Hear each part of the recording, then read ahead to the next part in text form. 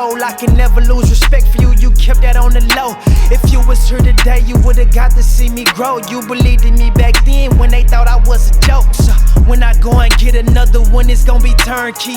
I just handle business, what they doing don't concern me. Started out with one, then got two, finna turn that to three.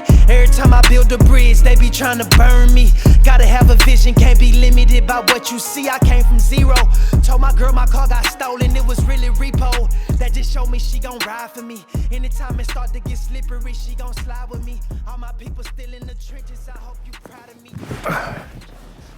What is happening, gang? So it's your boy Mozzie, King Mozzie, back with another video, back with another podcast. So today we have a very, very special guest, another individual, another entrepreneur, own clothing line, top in car sales. I know in the state of Texas for sure, but everything about this whole interview is gonna be strictly entrepreneur, find out who he is, you know what I'm saying, and why I even brought him on this couch. So a lot of people wanna know about the entrepreneur life, how it can affect you, is it good for you, is it bad for you? So I'm bringing on every entrepreneur I can think of in every lane, and they will get their own spiel about the whole shebang, you know what I'm saying? So I hit up my Instagram, got a lot of questions from a bunch of fans about questions I need to ask and find out, is it worth it? Is it good? Is it bad? Or whatever the case may be. So with that being said, man, I'm gonna invite this brother onto the couch, man. We're gonna chop it up for me. You know what I'm saying? Come on with it, brother. Come on with it. What's going on, brother? You all right? Good. So we got my dog with me today, man. My dog Dalore. So tell me about yourself, man. Tell me about where you come from. Where you from, brother? Starkville, Mississippi. A lot of people go say, "Where's Starkville?"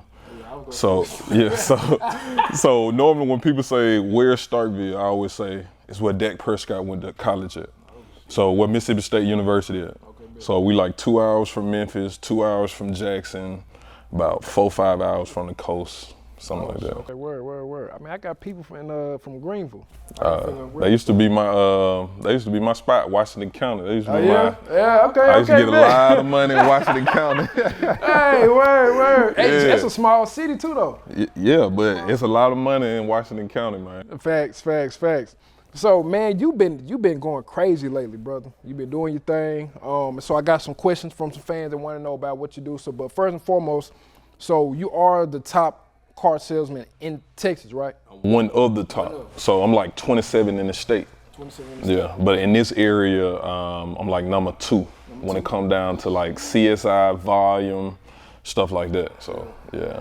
How they work though? Like how they level, like how they rank that? So it's gonna be based off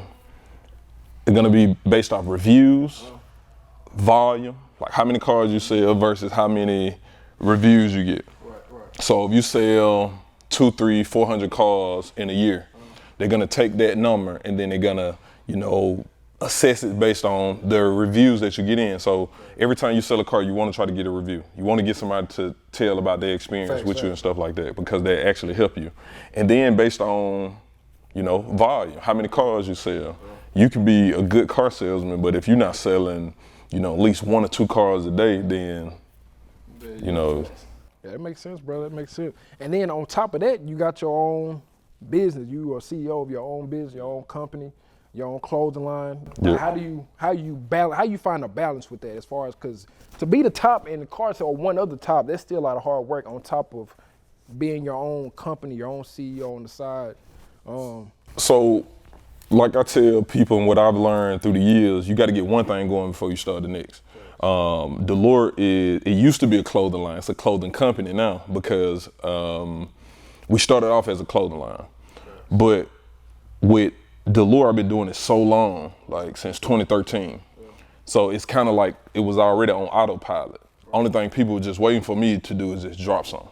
Because I already had a fan base, because I did music, I played basketball, I was in the street, I was hustling. So our people already kind of like knew me. So yeah, so once I dropped something, people just were going to get it.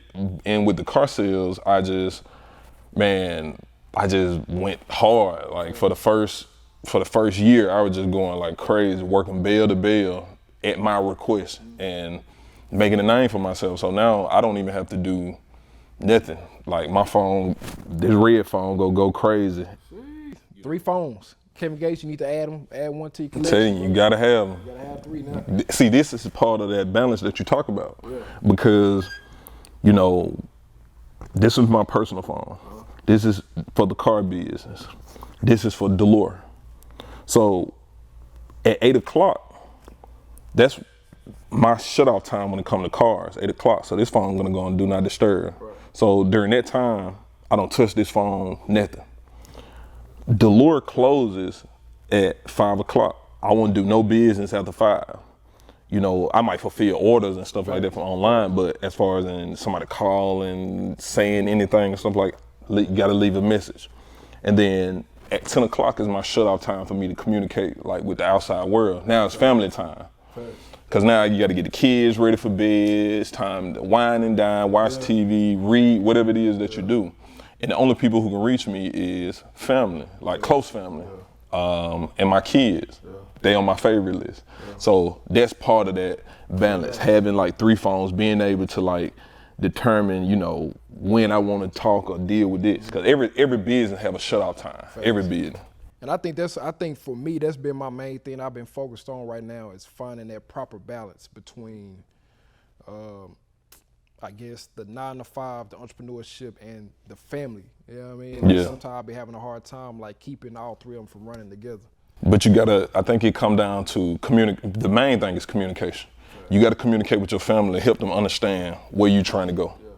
You gotta also let people know who you're trying to network with in this entrepreneur space, where you're trying to go. And you also gotta make your job aware that, you know, you do have other obligations. If you have a 9 to 5 that's, you know, like with me, I'm appointment only. Like, I don't care who you is. You can be Dak Prescott. You can be, you know, Kevin Durant. I love KD. You gonna have to set an appointment with me because appointments, it helps with that balancing out. Because when I'm with you, I'm only focused strictly on you. But you also gotta let your job know that I do have prior obligations. So whatever you need for me to do between this 9 to 5, give it to me. Don't wait till it's come to 5 o'clock and then you tell me, hey, can you go do me this? Can you do this? You know, so you gotta make them aware, like I do have prior obligations, so let me know what y'all need from me, and then I do it between this time frame. If you want me to stay over, tell me, and then, you know, pay me a little bit extra. So how long you been doing the car thing? How long you been doing car sales? It's crazy, just 3 years. 3 years? 3 years. And you already in the top in 3 years? 3 years, man. That's 3 years. Work, brother. My first year, my very first year in the car biz, I did 200 cars. Jeez. After that, like 280 something. And then this my 3rd year, I'm on track to do like 5 something. That's some numbers. Yeah. That's some numbers. That's some numbers. And to some people, it don't sound like a lot, but you got to think, that's a lot in the car business. That's a lot. I didn't walk in a lot of car dealerships that I didn't walked in and walked out. So I can only imagine selling that many, bro. It gotta be tough. I know that's a car. Ain't nobody just walking in buying cars. Oh, from my point of view, people ain't just walking in buying cars every day. Yeah, it is. But you got to understand, in Dallas alone, you got like DFW got 6 million people. Jeez. That's a lot of people. That's a lot. People having, and Texas is like #1 for accidents, like vehicle deaths and stuff like that. Texas is #1. So people are crashing, having accidents every day. People cars breaking down every day. AC stop working in people's cars. Like, it's something happening every day. And then you got to think, there's somebody turning 18, 19, or 20 every day. They need a new car every day. So you got to look at it like that. Like, you know, when I first got into business, that's how they presented it to me. Like, you know, there's always an opportunity to sell a car. Somebody needs something every day. And even if you're not selling a car, you need to be supporting somebody who is selling a car. So like your service department, like, you know, the finance department, you know, you got to be, if you're really committed to your dealership and the business structure, then you need to be supporting the people who are part of your dealership and stuff like that. So not only that, but you have your own crazy, not even crazy, but unique story to yourself. So you was incarcerated. Yep. How long was you incarcerated? In all, 8 years. 8 years. Yep. Did the full 8. Yep. I did 3, and then I did 5. Okay. And then that span from when I did the 3 and the 5, it was so quick. It was like a year in between. Went straight back. So after doing that time, is that when did you get out? March 27, 2017. I'll never forget that day. March 27, 2017. And so your clothing company was started in Prison. So you started in prison? Yes. The idea and everything for the company and what I want to do into fashion started in prison. Yeah. It's crazy, like. That's crazy. So tell me about that process. I ain't gonna lie. So I always had a lot of conversations with people that used to be called them are some of the most intelligent people I've ever had a conversation with. Yeah, because you ain't got time to do nothing but read and learn and study. Yeah. That's it. That's the most intelligent conversation I ever had. So you started it while you was incarcerated. So how'd you come up with the name? So Galore. So we had a company called Culture Worldwide. We spelled it CVLTVRE. And we was going through, well, that's another part where we went through like the legal battle for the name and stuff like that. But me and my best friend Ryan, we came up with this company. The company was doing like real good. And then we ended up getting a cease and desist in the mail saying that, name, image, and likeness too close to this other company and stuff like that. And where I could see the similarities, I didn't see the similarities, you know what I'm saying? I see where somebody can see their name and then see our name and get confused. So we went through this whole little period where we was just fighting, trying to get the name and stuff like that. So when we ended up losing. So y'all took it to court? Yeah. When we ended up losing because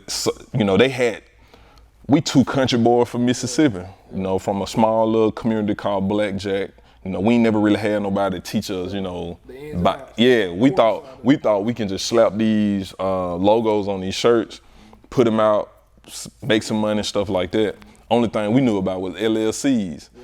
So they had the trademark for everything. And we ended up losing. So while we going through this process, I'm still kind of like trying to come up with names. So I ended up coming up with an idea, like what if we do Culture Galore? But Ryan didn't like the name. And then when you think about it, it didn't sound right either way. So like, that's some shit like, but some just told me, I was like, man, I'm gonna just take Galore, take the G out, put a D, call it Dalore. And it just sound like clean. Yeah, it sound clean, sophisticated, sound luxury. Yeah. And like right now, I own everything. When I say everything, anything that comes with copyright, trademark, patents, I own everything. I would not make that same mistake again. Yeah. Like super certified, like I said, I never, make that same mistake. And so while I was in prison, I still had like that, I call it a Mississippi mentality. It's like we have a lot of people, I won't say all, a lot of people in Mississippi that have dreams to like be the biggest thing in the world, but we never take that first step to do it. We just big dreamers, but we also work hard. We'll put so much effort into everybody else's stuff, but we never put a lot of effort in our own stuff. You know what I'm saying? It's easy for us to like, we can coach. That's so crazy. And that's how it was for me. So, and I'm gonna tell you this real quick story. And this guy, he's the guy who kind of like changed my life, my mindset. Because in order to be an entrepreneur, to be a successful entrepreneur, it's all about mindset. That's it. Strictly mindset. It ain't about the logos. It ain't about the fabric. It ain't about the branding. It's all about the mindset. So, I always give shout outs to this guy. His name Frederick Showers. They call him Big Pokey. Going in prison. Well, growing up, they taught me that just because a person is part of another organization than you, that's your opposition. That's why I always hear about the ops and stuff like that. Just because you bang blue, he bang red, that's your op. Right. Just because your star got 6 points and he got 5, that's your op. Right. So I grew up with that mentality. So everybody who had a 5-point star, a red 5-point star attached to their name, I considered them an opposition. So going into prison, I was programmed to hate anybody who was a vice lord, who was a four-corner hustler, peace stone, like anything like that. I was taught to hate them people. So, and it's crazy, like how a little kid, they program you to think that way. So I ended up going to prison. The first altercation that happened on the compound between the folk nation and the people nation, I was the first person out there. Cause I came into prison, I said, I'm finna make a name for myself. Yeah. When I go home, I'm gonna be the biggest, baddest black disciple in the world. Everybody gonna know me, I'm gonna be this, I'm gonna be this, I'm gonna be this. And I went in with that mentality. Ended up getting stabbed in the face, stabbed somebody, they put me in the hole. Yeah. When they put you in the hole, you know, you have different custodies in Mississippi. You have minimum custody, medium custody, and closed custody. So there's A custody, B custody, C custody. Yeah. C is the worst. Most of them gonna be like red and white pants, death row, life sentence today, never going home. You don't wanna be with them guys, cause they ain't got nothing to live for. And then me, I'm in prison on a probation violation. I got 5 years, 25%. I really was only supposed to do a couple months and come home. But me getting in that bang and they put me in the hole for 6 months. When they put me in the hole, I ended up with minimum custody. So you got to work your way from minimum custody all the way back down to minimum custody. Medium custody all the way down to minimum custody. So you going through the process, you working in the kitchen, you got to take these classes, all that type of stuff. So they end up sending me from Rankin County to Greene County. Greene County is the worst prison in Mississippi. Statistically, Greene County is supposed to be the second worst prison in the United States behind Angola when it comes to like living conditions, gang violence, death when it comes to the prison system, all that. The ambulances are really, like literally bagged up at the gate, ready for somebody to get pulled out of there because they're going down every day. So I ended up going to Greene County. I did 2 years and 6 months in the hole. I did a month in quick bed. That's the processing place. They ended up sending me to Greene County, 2 years and a couple months in Greene County. Then once my custody got down to A custody, again, they gave my green and white pants. They ended up sending me to Pascagoula, Mississippi. That's on the coast. That's like Ocean Springs, Gulfport, you know, stuff like that, Jackson County. They sent me down there, hit the compound. Now you get to work in the city and stuff like that. I meet this big guy, big, I'm talking about. If he sit right here, he probably right here. So like half right, how big he is. Probably the biggest guy I ever seen in my life. My bed, his bed was like right there. My bed is like on this side. He used to just sit on the bed, he just stare at me. And I just be like, fuck, you staring at me for, man. You know, just like, I was young, you know, just like, man, stand at me. And one day, man, they didn't let me go out for work because they were still trying to get me processed and trying to find a job for me. Got to meet with the case manager. So one day I ended up sitting at the table. You know, at this time I was like slim, 6-pack, right, working out, right. So I'm sitting on, I just finished doing some push-up, sit at the table watching TV. He ended up getting up sitting by me. I had already heard that he was a high-ranking official for the Vice Lord, CVL. So he get up one day, he sit by me. He like, what's up, Slim? I'm like, what's up? You know, like attitude, what up? He like, man, you know, shit, just been checking you out, man. You know, you play sport, you tall, working. I'm like, yeah, man, you know, stuff like that. So we just having small talk, bunch of small talk. He like, okay, well, nice to meet you, you know, Big Poker, shake hands. Make a long story short, Big Poker taught me more about my organization than my organization taught me about my organization. And he was supposed to be considered the opposition. When I was in prison, when I was down there with that man taught me about black entrepreneurship. He used to get the black enterprise, him and this guy named Beeve. He had like 3 different names. His name was Alfonso Hayden. They called him Beeve. He used to get these magazines in black enterprise, the Wall Street, the Clarion Ledger, the Wall Street Journal. He just get all these papers.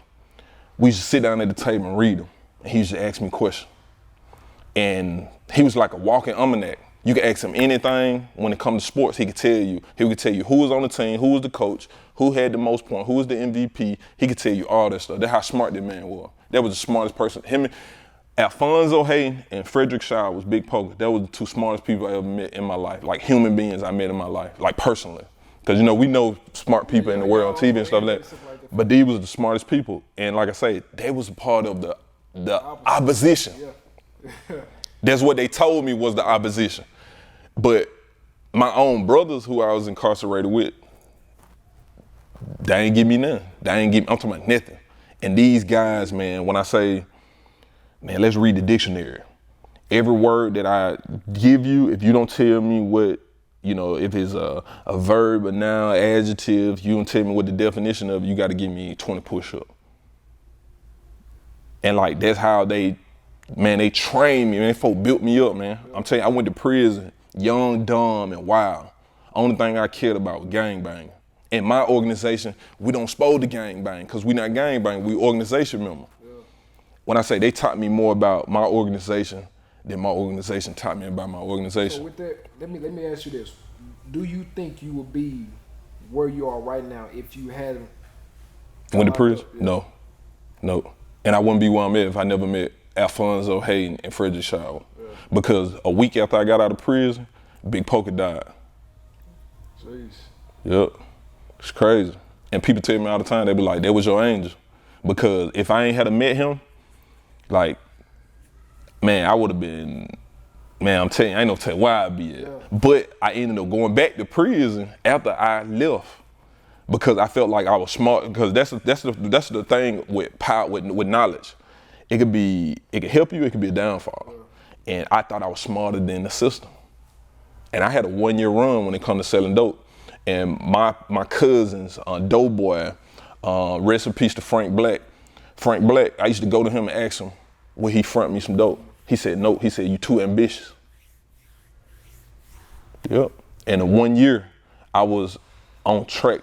I was finna get it in because I was just, I was finna get it in for real because I was just like, I seen so many like loopholes and so many opportunities where I could like really get some money in the dope game. So what made you stop? What made you go from that and transition from that mindset to let me full-fledged my own company, top car salesman, one of the top car salesmen, because that's a huge transition from, because you said you went back, that's a huge transition. I got out March 27, 2017. 2 years before I came home, my oldest daughter, Mackenzie, her mama told me, if you get in trouble again, you'll never see your daughter again. So my kids is kind of like, they my saviors. If my baby mamas done had gave me the ultimatum, I probably would have still been trying to find loopholes on how I could sell dope and get $1 million. Cause that's the only thing I ever wanted was $1 million. That's it. Man, if I could touch $1 million, I'm done. But we already know, selling drugs is just as addictive as using drugs because they made me go to Drug and Alcohol Anonymous as a drug dealer, not a user, because they say it's just as addictive. Because they wanted me to hear the stories about how this affected the community. They wanted me to hear the stories about how people lost their family, lost their kids and stuff like that. So my kids is the reason why I want to do something where I can like give my kids and stuff like that. And like I say, Alfonso Hayden, Beeve, he just used to be like, man, my daughter Diamond, man, I'm gonna build this company up, I'm gonna give it to her. He used to be on that type of stuff. So I like, man, I might need to, do something like that. So that's what kind of like helped me, man. So why fashion?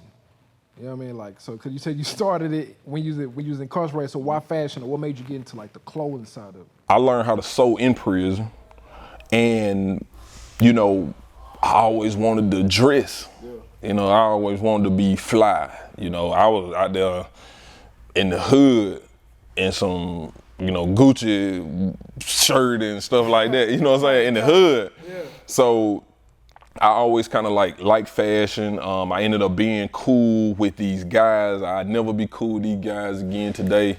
They also exposed me to, like fashion. Yeah. And it was just so many things was just coming to me like, I was cool with these guys. They making clothes. They got a clothing line. And they introducing me to fashion. I was in prison where I learned how to tie a tie, how to make a tie, how to make a shirt, because in Mississippi prison, it's ran by Bob Barker, you get the Bob Barker clothes and stuff like that. A lot of the clothes that you want to still look fresh when you go to visitation. Yeah. You know what I'm saying? Like, we locked up, we got these striped pants on in this shirt, you still want to be fresh. So an old school guy from New Orleans, most people from New Orleans, they call him N.O. You'll never really know people's real name in the pen. So called him N.O. This old school dude was just taking a t-shirt and sewing them together. And he was making shirts, like polo shirts. And I was like, man, that's crazy. How you do that? And he was just showing me how to make it. So me, I could take, like, even this shirt right here. This is a Dalore shirt. This shirt was hand sewn. I didn't know how to put this on and stuff like that, but I sewn the body part of this shirt. I sewed it on myself. You did that? Yeah, I sewed it on myself. The arms, like this part of the shirt, cause they put this on it because it was just hanging down in it, you know, the rough ends and stuff like that. But the body part of this shirt, I sewn this together myself. So I could take and check this out. I learned how to do it using newspaper. What you mean you learned to do it? You cut the fabric out using the newspaper. So you'll sketch on the newspaper how you want the shirt. You'll take that fabric and you'll cut it, and then you put it together, sew it. Oh shit. Yeah. Hey, that's some skill though. That's some talent. Yeah, and that's how I learned how to sew and stuff like that. And then I just started meeting people who, you know, real dressy. You know, I'm a huge like Pharrell fan. I like Pharrell, and Pharrell, I think he just like be doing. Yeah, he just be doing like crazy stuff. I love Kanye, and you know. Kanye fly. Yeah. Kanye fly. People call it crazy, but that for me, that's fashion to me. Yeah. Because I feel fashion is like how I feel today. Fair. You know what I'm saying? Like when we put on clothes, it's just how we feel today. Fair. But I also feel that people aren't subjective to what they wear. Yeah. You know, if a man want to wear a dress, I feel like he can. Yeah. That don't mean you gay. Yeah. And that's what I hate like about, you know, the current state of the world. Like just because a man wear a dress, he's gay. Yeah. But people in Ireland been wearing it for years as a kilt. That's part of their culture. So you mean to tell me everybody in Ireland gay? Yeah. But why is it only in the black community we think like that? Cameron, that's my guy. Cameron made wearing pink for black men the thing. With the Miko. So think about it. We used to trip about that. And Boosie used to say the same thing. Yeah. So it's like, I embrace those things, and I was just like, man, whenever I do something, genderless. Yeah. Anybody can wear this, because I got homegirls who play in the WNBA right now, who played in WNBA, and they like the oversized tees with the dad, with the hoochie dad, the shorts, yeah, with the long socks and the shoes. But they females, they ain't studs or nothing like that. They ain't sleeping with women, they ain't lesbian. They just how they want to rock. Who say they can't? Just because you wear skinny jeans, people say you gay. Yeah. How? I just don't want this. I don't want to wear rock baggy no more. Not fat, yeah. We wore baggy clothes because we want to hire scrap, or we got a couple ounces in our, you know, gym pants in our pants. So, you know, I ain't want to be put in a box with Dalore. So that's kind of like how, you know, I formulated the structure of Dalore, genderless brand. Like, well, if you like it, buy it. That's my slogan. If you like it, buy it. So outside, is there any company that inspire you or that you kind of get inspiration from? Shit, Balenciaga. That's it. That's tough. I love it. Like, because they just doing like random shit. Yeah. Like, they just dropped a garbage bag. For a trash bag. Like $1,500. That was crazy to me. To everybody, they were like, that's crazy. But I'm like, they're hard. They're hard. I was saying, man, the crazy part when I seen on Instagram, I said, man, I'm gonna ask about it when we do the podcast, bro. I literally just seen that today. They're hard to me, and I like Telfair, man. Like this man created a jersey, a jersey with a pocket in it, and it was long to the ground. I was like, that's hard. Even I think they the first one that came out, Balenciaga with the runner style designer shoes. I don't see no other designer shooters like that. Man. But they super comfortable though. I wear them like tennis shoes. For real. They hard. Even this, like, these look like I had these for years. They look dirty and all that. Them tough though. This hard. Them tough. You know, I love it, man. I love that company, man. I just like how they just pushing the needle, you know. But outside of Balenciaga, it ain't too many companies that I'm just like crazy about, or people who I just pull inspiration from, because all of the people who I pulled inspiration from dead. Yeah. You know what I'm saying? You know, you got the Dolphs, you got the Nipsey's, you got, you know, Big Pokey, you know, guys like that. Yeah. Virgil, these guys ain't here no more, who I could just either go to their Instagram page and just get some form of motivation from. Put it on. That's what I'm saying. Yeah, so Dolph to me was like my Jay-Z, and I'm a huge Jay-Z fan, but you know, being that I'm from Mississippi, Memphis is 2 hours away. He was like my Jay-Z, you know. So I love Memphis. I love the Memphis culture. I pay attention to everything that's going on overseas,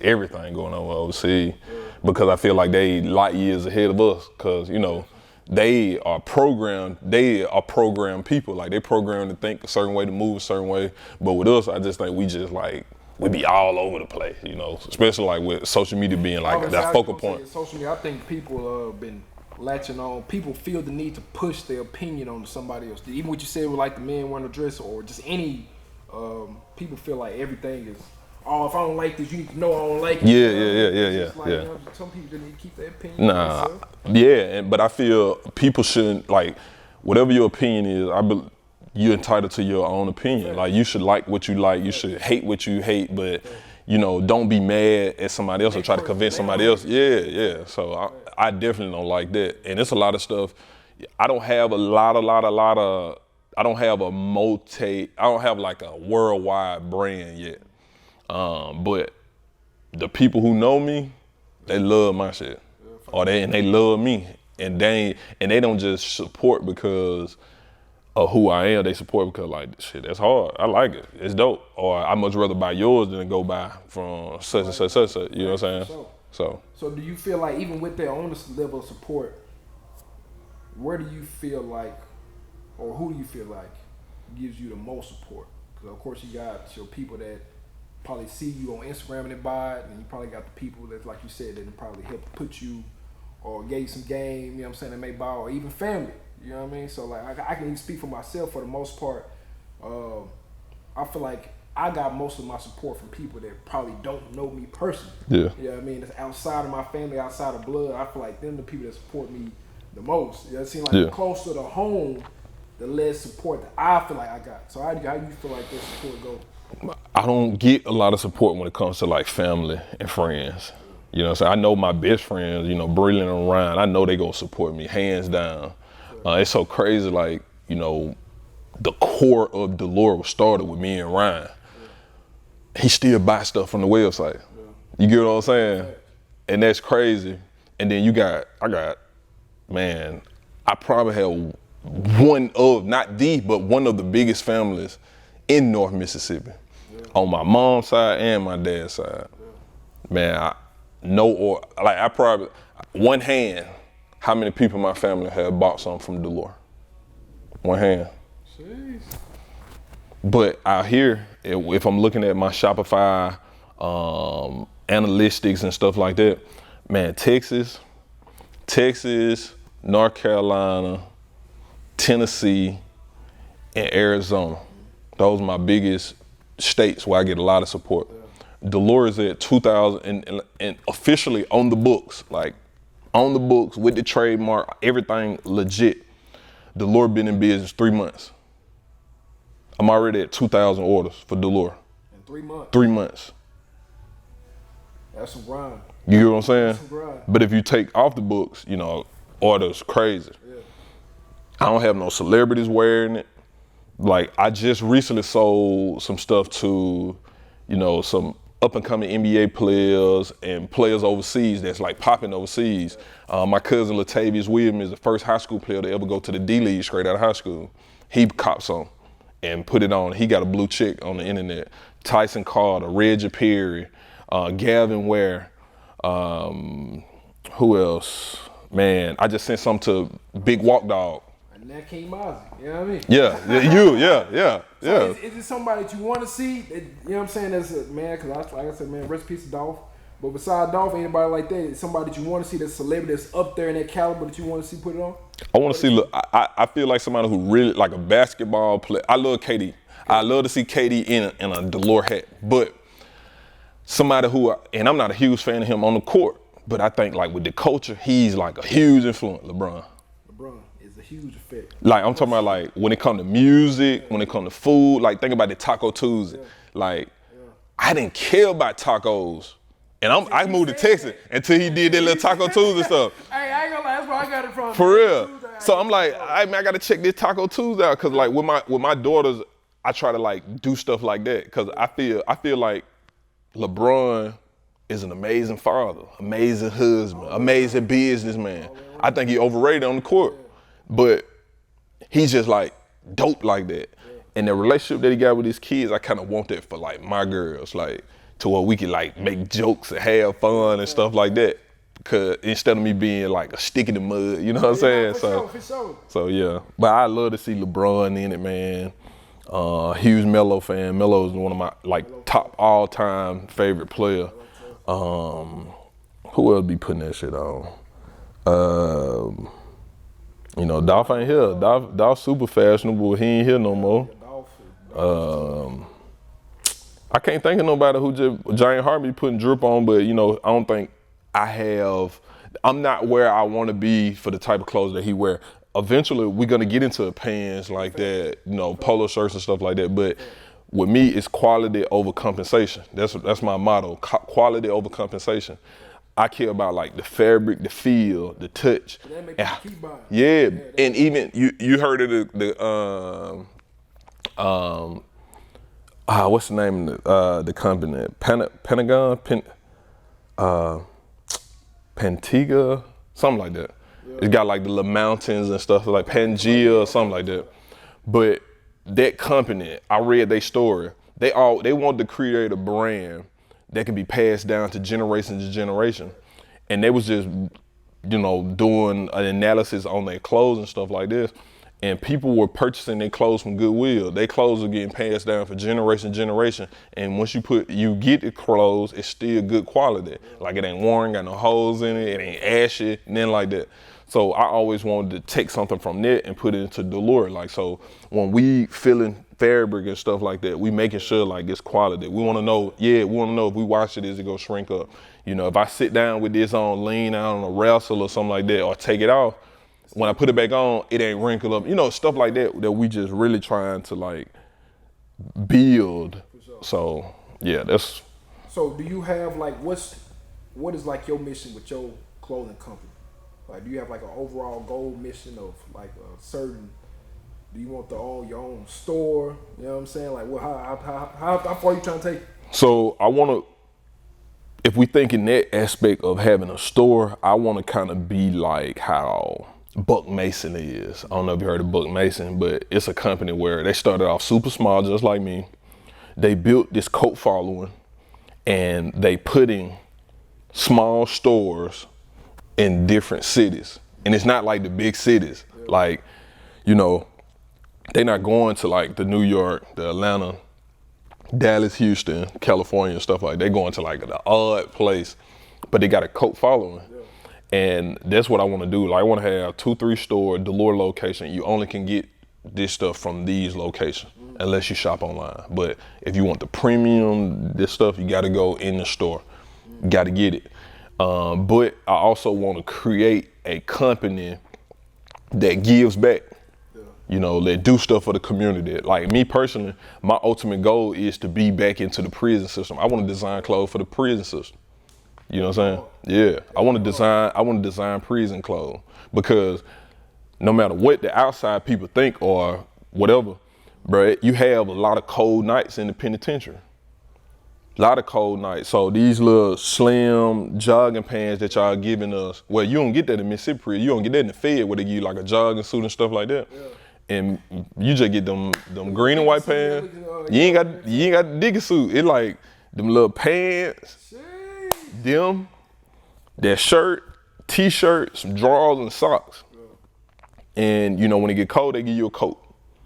But why not get an entire outfit, like jogging suit, you know, you get some thermal, stuff like that. But I want to make it quality to where, you know, it can last a long time, because I feel like people waste a lot of money in the penitentiary itself.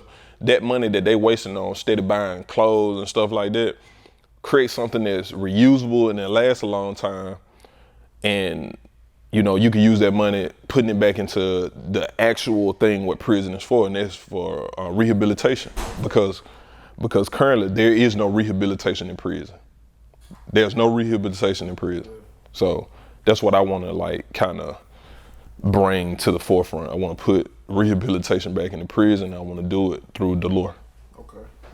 So is there anywhere that you see the brand going, like next 5 years, where you see? I see us having a physical location, but I also see us having the following and the support from influencers. And I see me doing a bunch of pop-up shops. I see me being on ESPN when the NBA players coming through the tunnel. Cause like I got a basketball background, so everything kind of ties into ball. So I do see us being, you see Anthony Davis walking through the tunnel, and then he might have a Dalore shirt on or a Dalore hat or something like this. So I see the company doing it. I see us doing a lot of mission work into the prison system, and I see us having a physical location in the next 5 years. You got some hard stuff. So I know you got shirts, you got some hats, you got some crazy hats, you got some shorts. Yep. So what else? Do you feel like expanding to more to like? Oh yeah, I got a lot of stuff. I just ain't dropped it because I'm trying to find the right quality when it comes down to it. So I got button-up shirts, I got boxers, I got socks, I got a prototype for a shoe that I'm working on. I just don't want to make something where people be looking at it and be like, oh, that look like Balenciaga, or that look like Air Force Ones and stuff like that. So it's a few different things that I'm working on. Creating like their own shoe, but that everybody's shoe look like because they're using they're using the prototype from the ones, they're using the prototype from the dope mans. It's just so many different things people pulling from, but I want to come up with something totally different. Cause have you seen the Ball Man slides?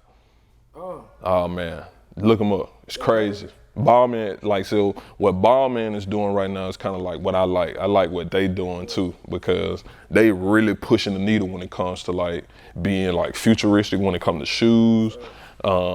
They used to have just like this super simple brand like Ball Man pairs on a t-shirt, but they should really going crazy right now. So I see us tapping into that, That's gonna be tough. Yeah. It's gonna be hard, bro. Yeah. So you already talked about basically balancing everything, bro, which I feel like is crazy. You got a crazy story behind you. So where can they find you from? Where can they get your clothes from? What's your website? www.officialdalore.com. Okay. And official Dalore everywhere. Facebook, Instagram, Twitter, TikTok. Like we everywhere. I just got to get more. Like I say, I just got to get more. I just got to sit down and really put a lot of my plans into motion, because it rolling right now. Like I say, even this morning I had 5 orders to fulfill before I came here.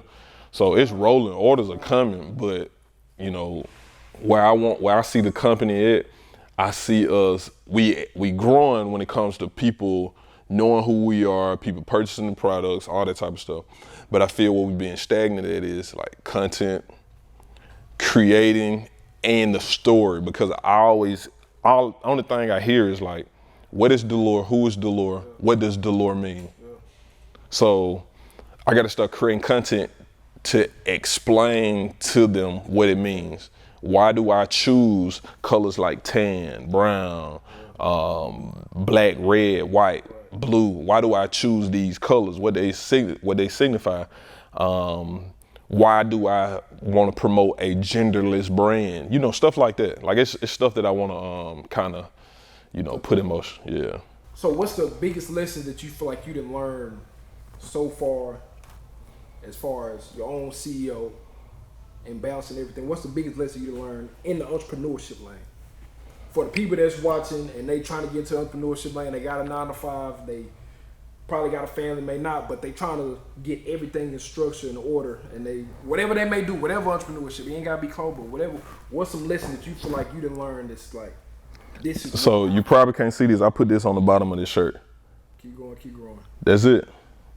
And you're not gonna take that first step into entrepreneurship until you invest some money. Yeah. That's it. Yeah. Keep going, keep growing, because the moment you go, something go happen. Whether you say one thing, 2 things, 2 million things, but you're not gonna know until you go.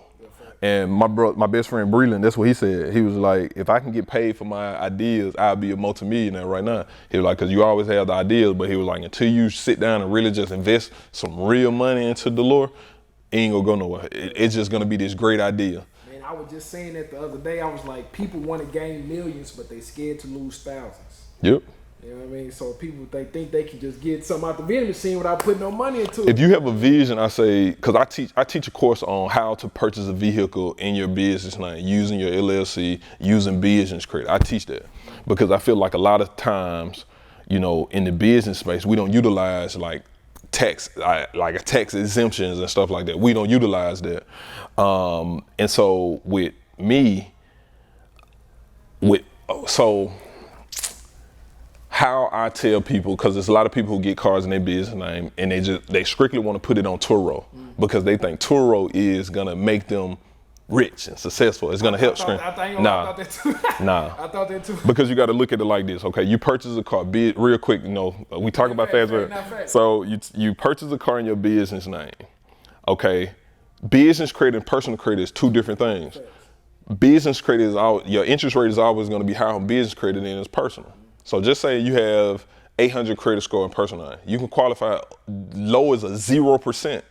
You can't get a 0% on a business deal. Say you have great business credit. And if you're going through like, just say Ally, Stellantis, Chrysler, whatever in-house finance they use a business thing, you're not gonna go lower than 5%. So you got a $60,000 car, you got a 5% interest rate. Now that's an expensive payment. Now that's like a $1,000 payment. Do you think people making $1,000 or more on Turo a month? Probably not. I don't think so. I would say probably not. I haven't seen it. Yeah. So a lot of people jumping out, getting these cars. Yeah, you do get qualified. You get this car in your business name, but you don't have a plan for it. You just want to boom, put it on Turo. Say that car don't do $1,000 a month. Say it do 500. So now you got to take $500 out your personal money to go towards that. Now that's a liability. Now you got to factor in insurance. Insurance high on the personal, on business than personal. It's a liability. You get what I'm saying? So it's like, even with Dalore, even with entrepreneurship, you know, it comes all the way back around. You got to first have a plan. That's it. You know, like I say, Dalore used to be a clothing line. That's a company. It's a company. Yeah. You know, it's easy to find a vendor and slap a logo on there. Yeah. I don't do that. Yeah. This is not even, I didn't get this from a company blank and then slap something on there like people do. Yeah. And I feel like that's a scam. I feel, when I see people do it and I don't know nobody else, I feel it's a scam. Yeah. I'm contacting vendors. If you seen my hat, for heaven's sakes, the basic D hat and the Let It Be hat. Yep, the B one. The B hat. That's hard. Bro, the same company that made that is the same company that used to work with Fashion Nova.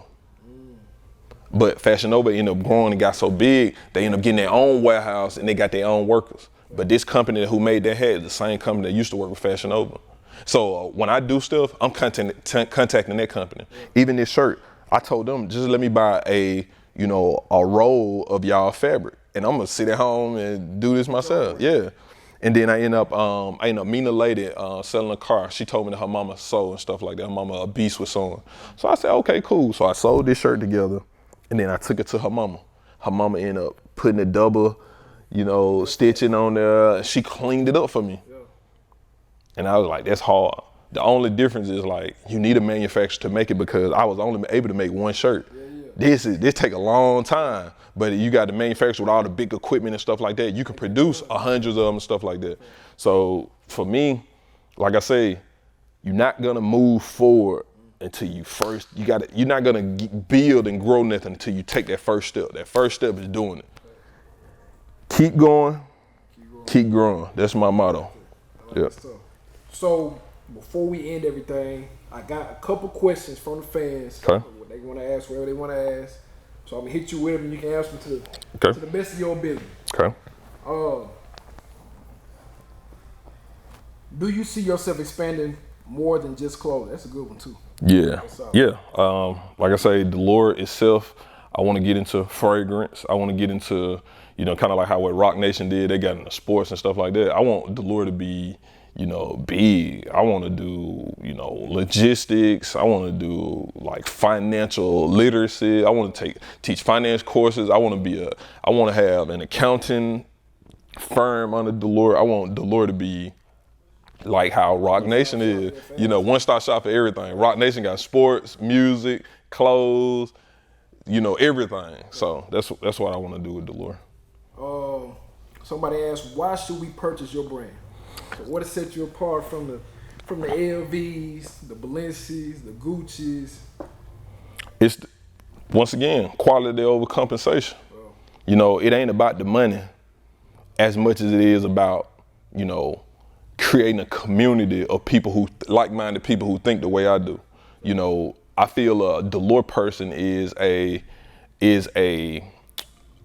free-minded thinker, very optimistic. They rulers of their own ideology. They think the way they want to think.